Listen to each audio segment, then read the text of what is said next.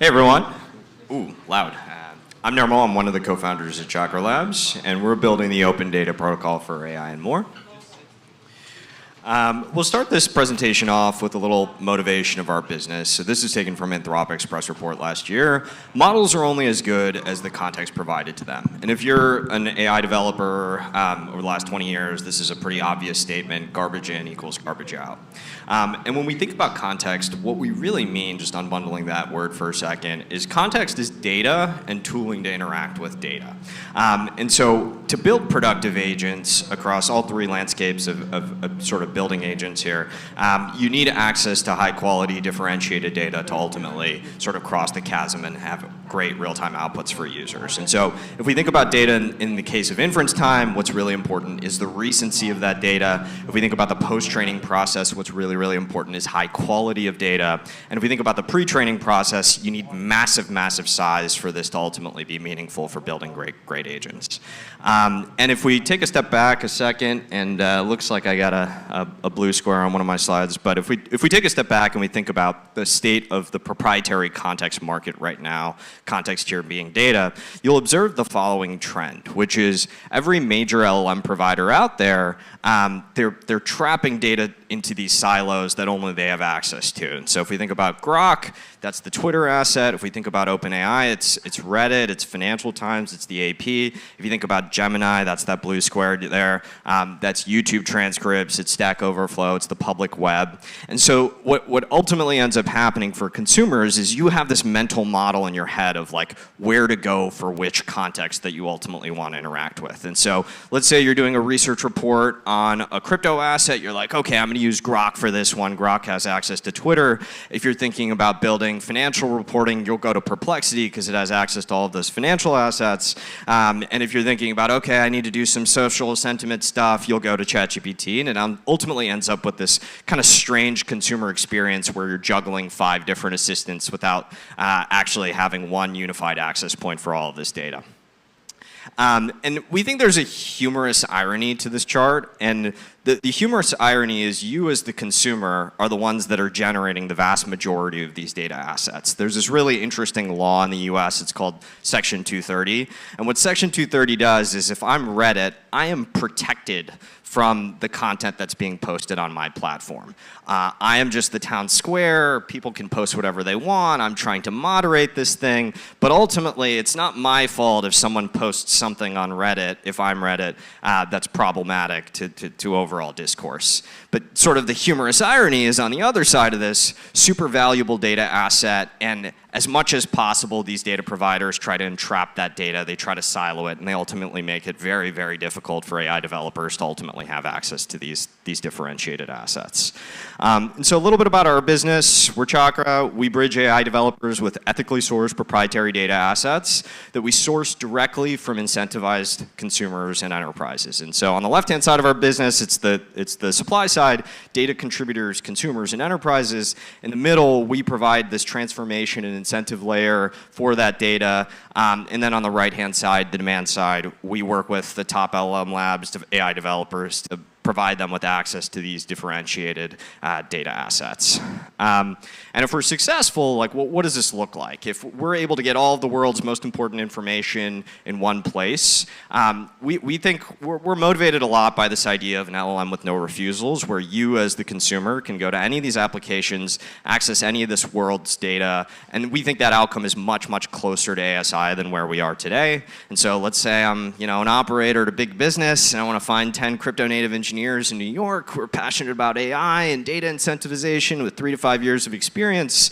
I can go plug that into any assistant out there. That assistant has access to that LinkedIn data set. It can go grab me those profiles and go service that query in a much higher quality way. So now I can actually go hire those folks and go talk to them.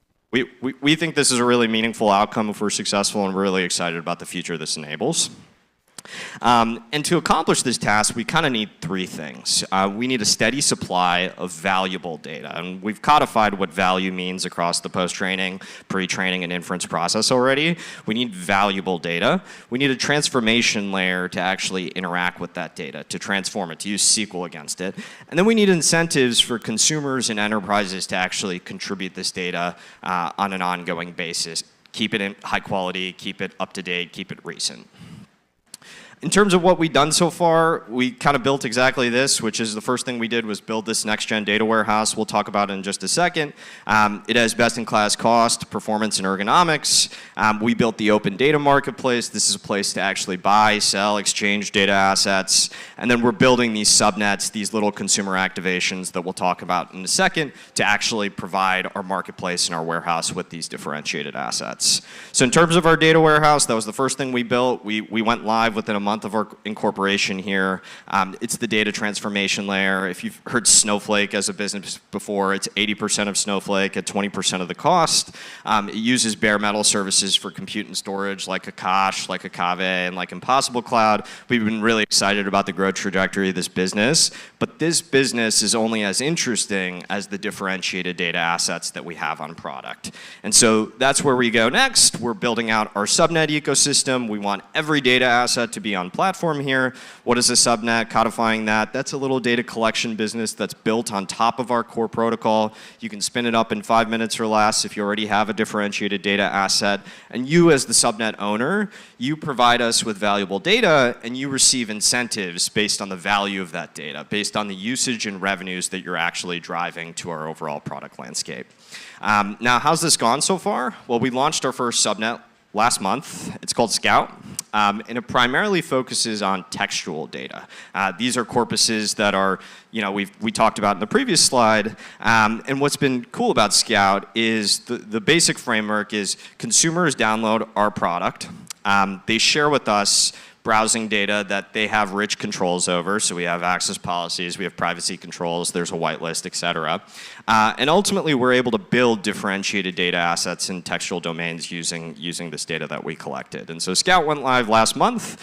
We got to 300K downloads, 100K active users, 180 countries represented. But I think the really, really meaningful thing here is we were able to build the largest collection of Twitter and LinkedIn data assets on market today that don't violate robots.txt.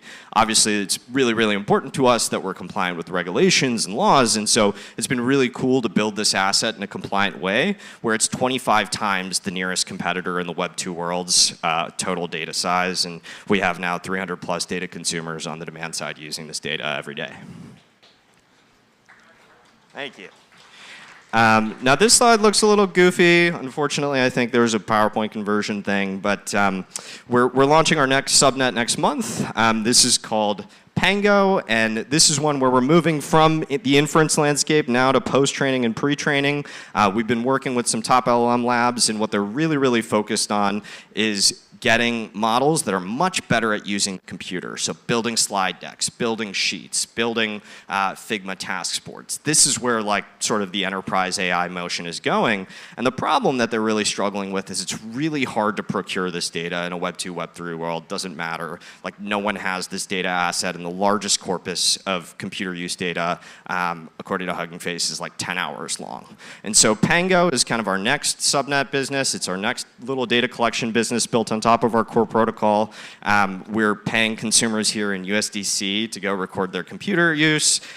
We're making sure these sessions are organic. We're leveraging our existing Scout user base. And ultimately, our goal here is to build an order of magnitude or 2 orders of magnitude bigger computer use data than any of the existing providers in sort of the open source landscape have. And so kind of like looking forward here, what does our business look like? We work directly with the demand side here, AI labs, to figure out what are their data use cases. Are you focused on robotics these days? Healthcare data, GPS tracking, other social data assets. And we take those data points and we move them to the supply side. We figure out how to activate consumers and enterprises using incentives to actually go build these data corpuses. And so like, what does the future look like if we're successful here? Like I love that meme of like the 2050 city, with like flying cars. Like I truly do believe that if all of this data is organized in one place, has simple access points, is priced at a reasonable rate, we'll live in a much better future where consumers don't have to juggle all these different LLMs to actually get the outputs they need, but also that enterprise AI developers are actually successful in building high quality systems that leverage data at scale. And that's it for me. Thank you, everybody.